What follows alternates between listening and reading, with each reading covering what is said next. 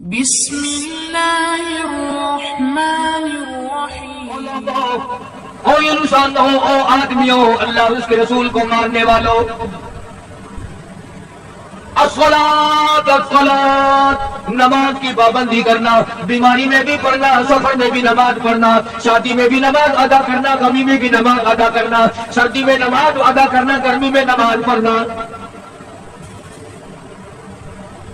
آخری حج ہے، حضور کریم صلی اللہ تعالی علیہ وسلم کا تقریباً آخری وقت ہے۔ فرمایا لوگوں، قرۃ عینی فی الصلاۃ، نماز میری آنکھوں کی ٹھنڈک ہے، جو نماز نہیں پڑھتا میں اس کے لیے قیامت میں شفاعت کرنا میری کوئی ذمہ داری نہیں۔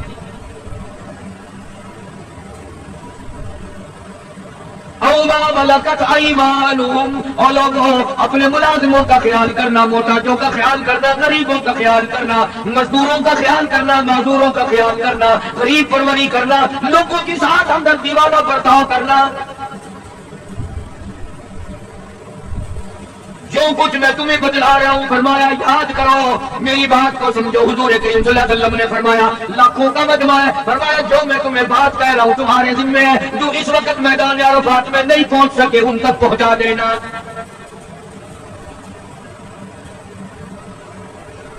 ادھر آپ نے امت کو تبلیغ فرمائی، آخری خطبہ ہے حضور کریم صلی اللہ علیہ وسلم کا، آخری خطبہ، آخری بات ہے، آخری نصیحت ہے۔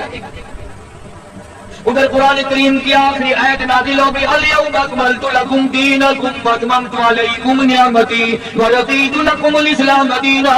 کالی کملی والے، آج ہم نے تمہارا دین کامل کر دیا، اسلام مکمل ہو گیا۔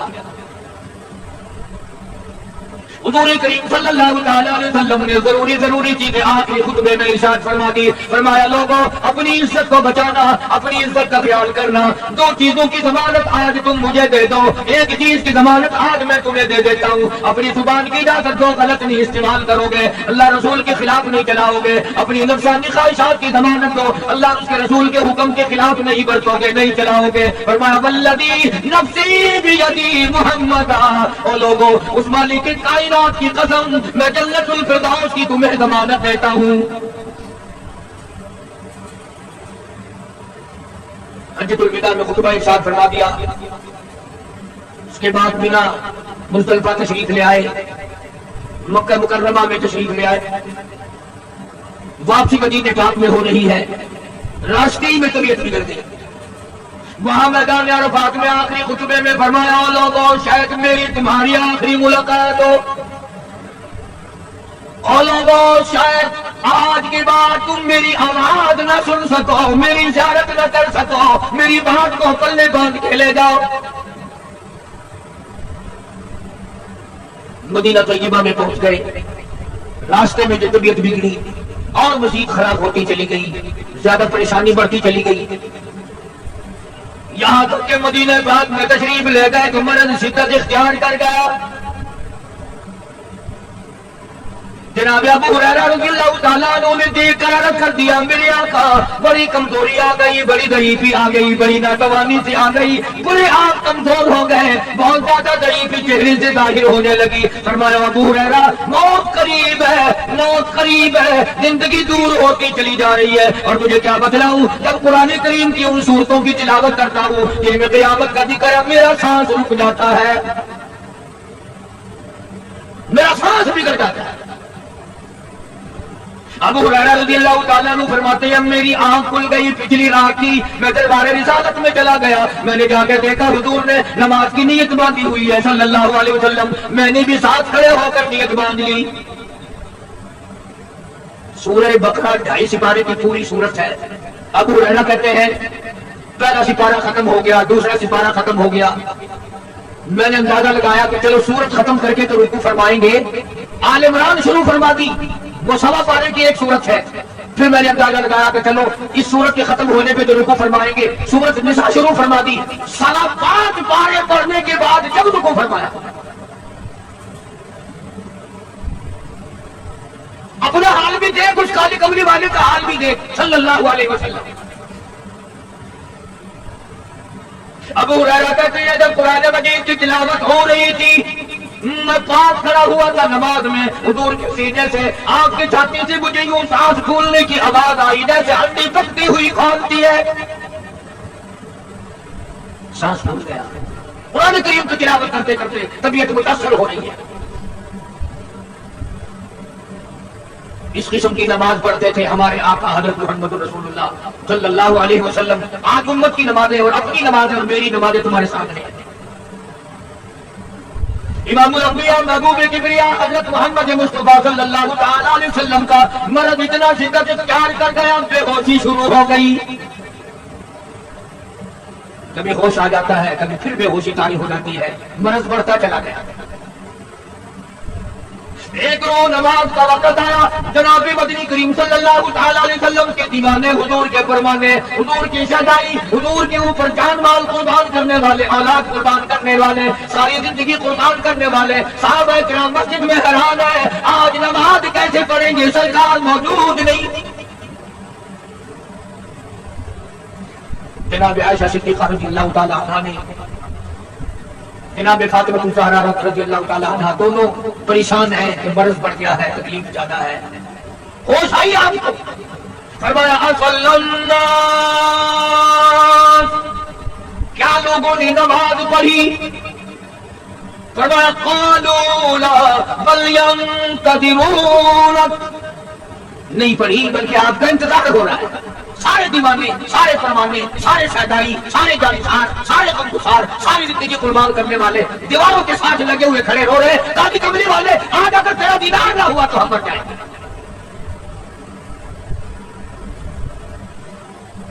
فرمایا مری ابا بکر ان یصلی الناس،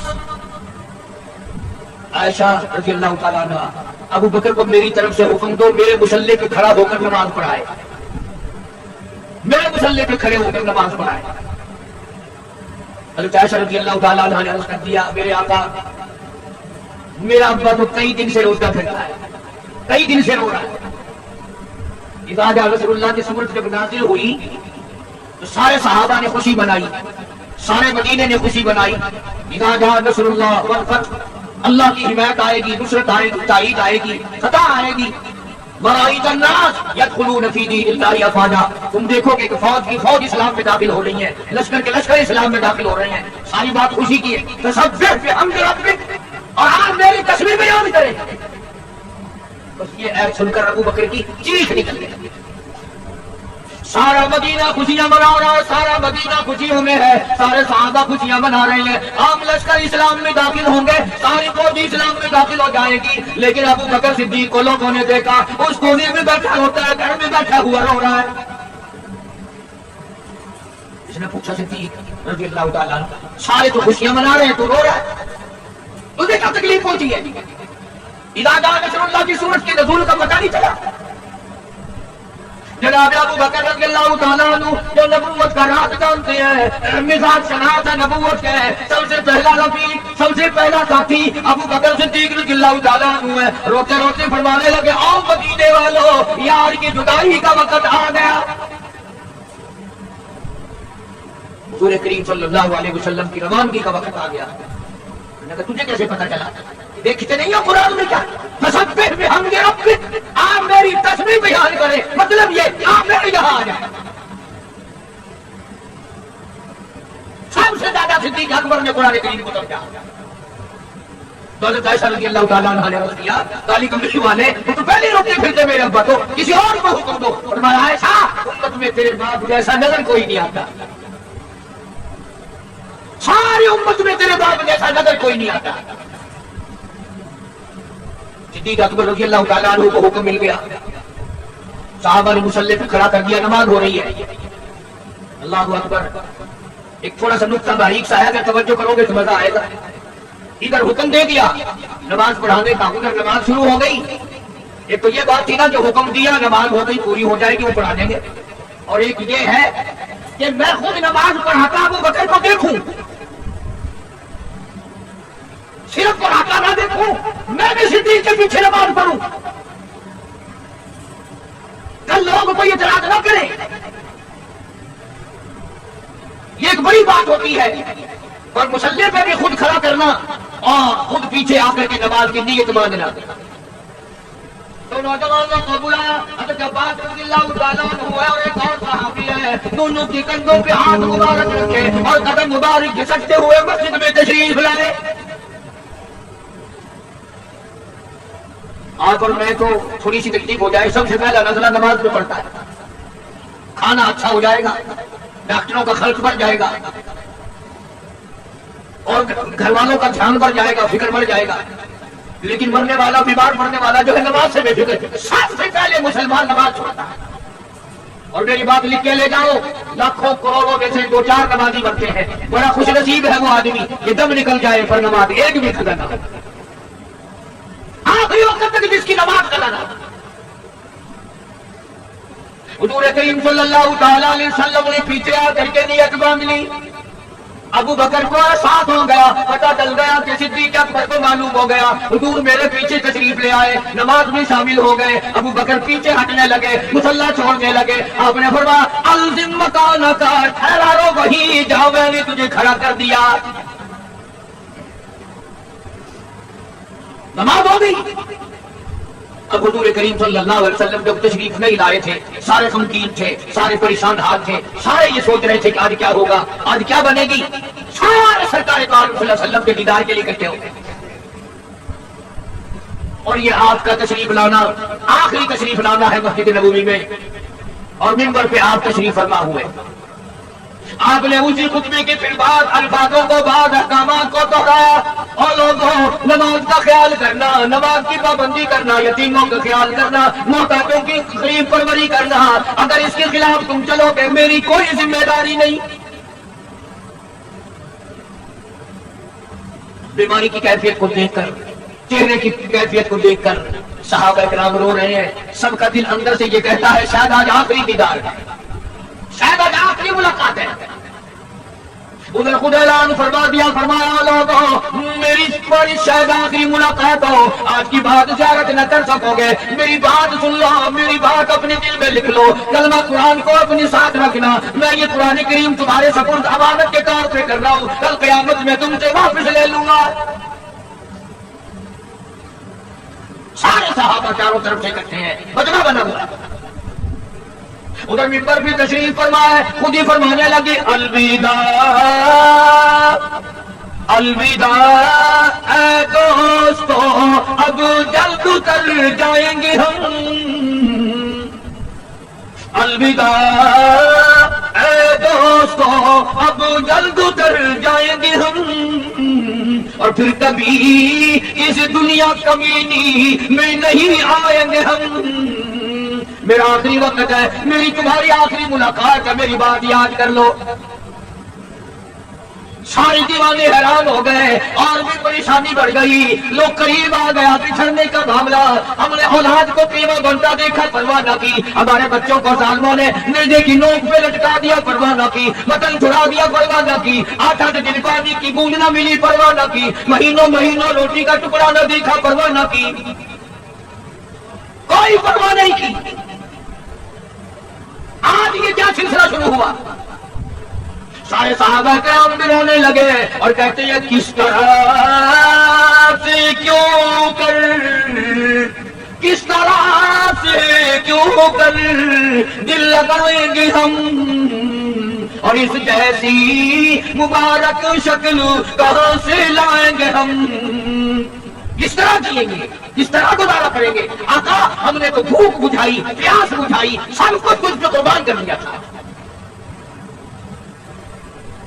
حجرہ عائشہ میں تشریف لے گئے, پھر بھی وہ شیطانی ہے. اللہ وہ غنی, عائشہ سے دیکھا میرا کتنا اونچا کمال پروردگار نے کر دیا, کتنا اونچا میرا نام کر دیا. انصاف دیکھو نبی کا. پھر اپنے یہاں بھی میں بھی اور آپ بھی ہاتھ مارے, ذرا کلیجے پہ ہاتھ رکھ کے سوچیں کہ آخر ہمارا کیا بنے گا.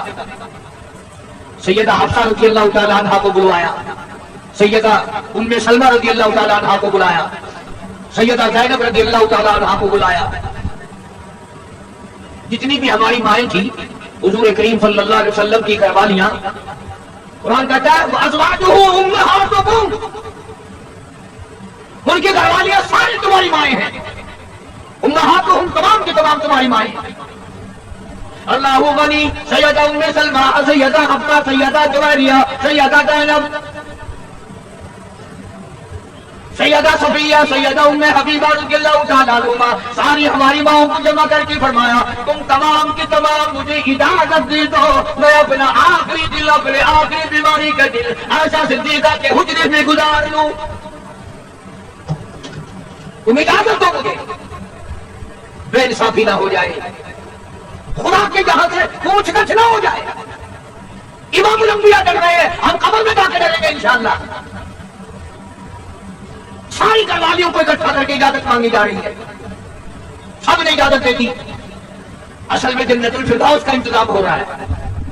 जिस जगह हुजूर करीम सल्लल्लाहु अलैहि वसल्लम और आयशा सिद्दीका रज़ियल्लाहु ताला अन्हा को अल्लाह मियां ने इकट्ठा देखा, बिस्तर में देखा, कुरान उतरते देखा, उस हुजरे पे इतना प्यार आ गया, उसी को जन्नतुल फिरदौस बना दिया। और फिर बात बढ़ी, जनाब आयशा सिद्दीका रज़ियल्लाहु ताला अन्हा परेशान बैठी है, जनाब फातिमा ज़हरा रज़ियल्लाहु ताला अन्हा परेशान बैठी है, बड़ी तकलीफ है, बड़ा शिद्दत का बुखार है, घर पे होशी भी है। मेरी आयशा ठंडे पानी का प्याला ले आ, समझी मेरे महबूब को प्यास लगी होगी, दौड़ कर पानी का प्याला ले आई, इशारा फरमाया यहां रख दो, रख दिया गया। जनाब आयशा सिद्दीका रज़ियल्लाहु ताला अन्हा फरमाती है मेरा कलेजा फटने लगा। जनाब फातिमा ज़हरा रज़ियल्लाहु ताला अन्हा फरमाती है मेरा जिगर फटने लगा। हमने आंखों से देखा इमामुल अंबिया सल्लल्लाहु ताला अलैहि वसल्लम की ज़ात अक़दस रहमत वाला उस पानी के प्याले में भिगो कर अपने चेहरे अनवर पे छींटे मारने लगे। यूं चेहरे अनवर को ठंडा कर रहे हैं। हज़रत आयशा फरमाती है रज़ियल्लाहु ताला अन्हा मैंने अर्ज़ कर दिया मेरे आका ये घबराहट कैसी, ये परेशानी कैसी, ये तकलीफ कैसी, ये छींटे कैसे? फरमाया मेरी आयशा तू नहीं जानती मौत कितनी घबराहट वाली चीज है। मदात सकरुल मौत बिल हक, कुरान कहता है कि मौत की सख्ती हक है। जनाब आयशा सिद्दीका रज़ियल्लाहु ताला अन्हा फरमाती है कि मैंने हुजूर की तकलीफ को जब आंखों से देख लिया फिर मेरे दिल में ये बात कभी आई ही नहीं कि और किसी को तकलीफ हो या ना हो। और मुकद्दर की बात है सारी, अल्लाह पाक जिसकी तकदीर इस तरह से बनाते कौन है अच्छे हटाने वाला? बिल्कुल आखिरी वक्त है। फरमाया आयशा मिसवाक ला के दे, मिसवाक ला के दी गई। फरमाया अपने मुंह में चबा के दे, अपने मुंह में चबा के दे, नरम करके दे। हज़रत आयशा सिद्दीका रज़ियल्लाहु ताला अन्हा ने चबा दी, नरम कर दी अपने मुंह में चबा कर। तवज्जो करना, ये नहीं फरमाया कि इसे अब धोके दे। हज़रत आयशा ने जो अपने मुंह में मिसवाक चबाई थी, काली कमली वाले ने उस मिसवाक को यूं ही अपने मुंह मुबारक में फेर लिया, साबित ये कर दिया लोगों आयशा को कुछ ना कहना, मुझे इतनी प्यारी है, मुझे इतनी प्यारी लगती है कि मैं आखिरी वक्त में आयशा का लुआब अपने मुंह में लेके चला। आज लोग 4 मरते तारीख की किताब के पढ़कर सहाबा किराम के फैसले शुरू कर देते हैं। अपने ईमान को बचाओ, खबरदार नबी के घरवालों के बारे में कभी गलत ख्याल ना करना। इसलिए कानून की बात सुनो, नबी जब कुरान कहता वमा यंतिकु अनिल हवा इन हुवा इल्ला वह्युन यूहा, नबी अल्लाह की इजाजत के बगैर सांस नहीं लेता, नबी अल्लाह की इजाजत के बगैर हाथ को हरकत नहीं देता, नबी अल्लाह की इजाजत के बगैर कदम नहीं उठाता, कदम नहीं रखता, नबी अल्लाह की इजाजत के बगैर रिश्ते भी नहीं करता। तमाम दुनिया के रिश्ते माँ करती है, बाप करते हैं, मामे करते हैं, नाने करते हैं, चचे करते हैं, नबी का रिश्ता खुदा करता है। अल्लाह की इजाजत के बगैर नबी का कोई रिश्ता नहीं होता। तो हज़रत आयशा का रिश्ता खुदा ने किया और यह अज़मत खुदा ने दी है। क्या आखिरी मर्तबा विश्वास चला करके देना, वरना हुजूर करीम सल्लल्लाहु अलैहि वसल्लम की बेटी भी तो यहीं पर मौजूद थी। इसके बाद जनाब आयशा सिद्दीका रज़ियल्लाहु ताला अन्हा फरमाती है मैं भी बैठी थी, बड़ी परेशान थी। जनाब फातिमा ज़हरा रज़ियल्लाहु ताला अन्हा भी परेशान थी, माथे पे पसीने आते थे जाते थे। इतनी देर में दस्तक हुई, दरवाजा खटका, किसी ने आवाज दी अल अदखलुका फिल बैत, क्या मुझे घर में आने की इजाजत है? हज़रत फातिमा ज़हरा रज़ियल्लाहु ताला अन्हा جو ابا کے غم کی وجہ سے نہایت پریشان تھی، نہایت مطمئن تھی، نہایت دل دکھا ہوا تھا، اور زبان سے یہ بات نکل گئی اور دیہاتی کہی کہ او کمال میرا ابا بے ہوش ہے، تجھے اجازت کی پڑی؟ سرکار کو ہوش آ گیا، یہ جواب سن لیا اپنی لب کے جگر کا، رحمت والا ہاتھ اپنی بیٹی کے سینے پر رکھتے ہوئے فرمایا بیٹی یوں نہ کہو، یہ دیہاتی نہیں، یہ گوار نہیں، یہ بادل نہیں، یہ تو اسرائیل ہے، یہ تو تیرے ابا کا مقام ہے کہ اجازت لے کے آ رہا ہے۔ اس نے تو آج تک کبھی کسی سے اجازت مانگی ہی نہیں، کبھی بھی کسی سے اجازت نہیں۔ یہ کیا ہے محمد مصطفیٰ صلی اللہ تعالی علیہ وسلم۔